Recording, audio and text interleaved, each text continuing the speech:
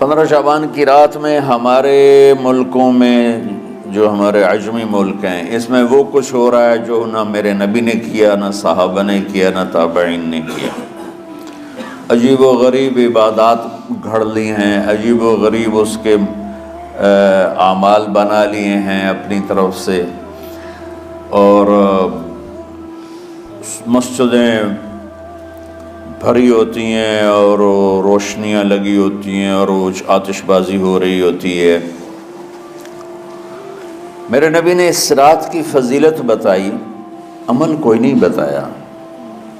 جیسے یہاں کوئی صلاۃ تسبیح کی جماعت کرا رہے ہوتے ہیں، کوئی اجتماعی تہجد پڑھ رہے ہوتے ہیں، کوئی دیگیں چڑھا رہے ہوتے ہیں، کوئی آتش بازی کر رہے ہوتے ہیں، تو وہ اس میں اتنا غلو ہو گیا ہے کہ یہ بھی ٹھیک نہیں۔ اور کچھ علماء نے اس کے رد میں اس کا اتنا انکار کیا ہے کہ اس رات کی کوئی فضیلت ہے ہی نہیں، یہ بھی ٹھیک نہیں۔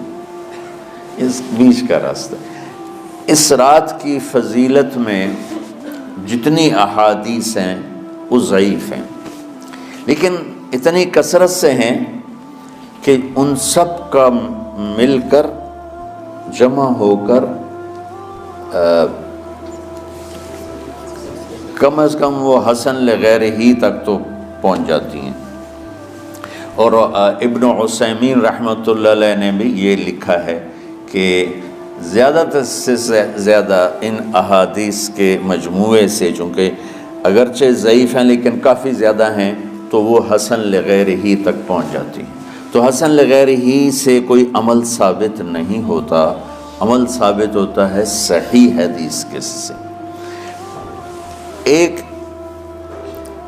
احادیث کی کثرت سے روایات اور ایک امت کا عمل، کہ امت کا بہت بڑا طبقہ صدیوں سے اس رات کا اہتمام کر رہا ہے، لیکن کچھ عرصہ پہلے تک اہتمام تھا دن میں روزہ رکھنا، رات کو کوئی نوافل پڑھ لینا، کوئی 2 چا زیادہ پڑھ لینا، لیکن اب یہ ڈھول تماشے جو اب شروع ہوا ہے اس کا تو کوئی وجود ہی کوئی نہیں ہے۔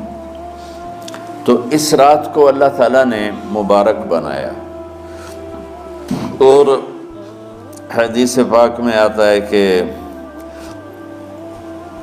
اللہ تعالیٰ اس رات میں ساری دنیا کے لوگوں کی بخشش فرماتا ہے سوائے 5 آدمیوں کے، 5 کے سوا سب اہل ایمان کی بخشش ہو جاتی۔ مشرک، المشرک،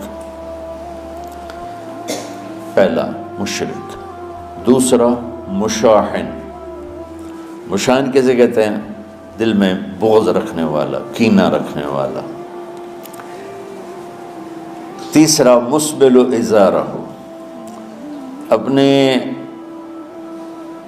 پاجامے شلوار چادر کو ٹخنوں سے نیچے تک لے جانے والا، لیکن ایک شرط کے ساتھ کہ وہ تکبر کی وجہ سے، سستی کی وجہ سے ہے، غفلت کی وجہ سے ہے۔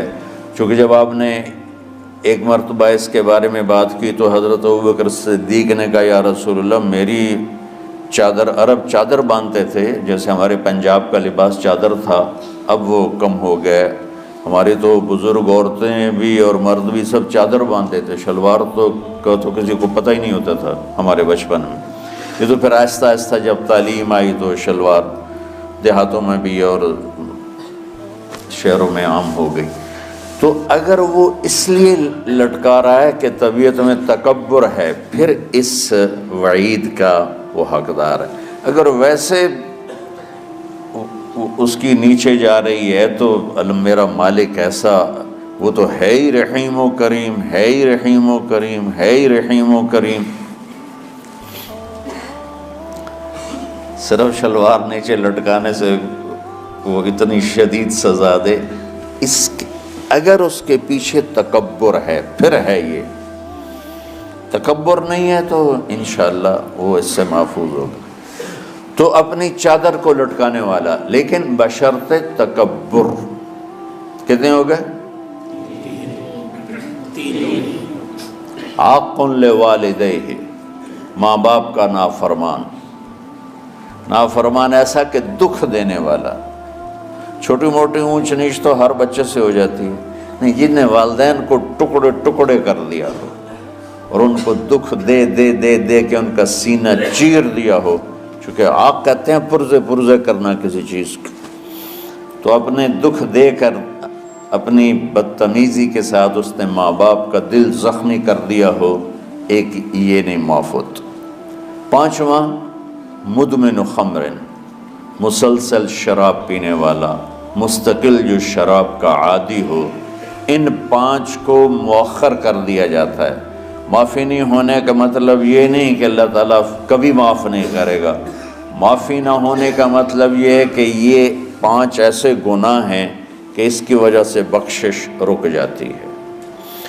اگر وہ شرک سے نکل آئے، وہ کینہ سے نکل آئے، وہ تکبر سے نکل آئے، وہ والدین کی نافرمانی سے نکل آئے، شراب چھوڑ دے، تو ان کی بھی بخشش ہو جاتی. جب کوئی توبہ کرے گا فوراً بخشش ہو جائے گی. نہ 15 شعبان کی ضرورت ہے، نہ لیلۃ القدر کی ضرورت ہے، نہ بیت اللہ جانے کے ساتھ توبہ کی شرط ہے.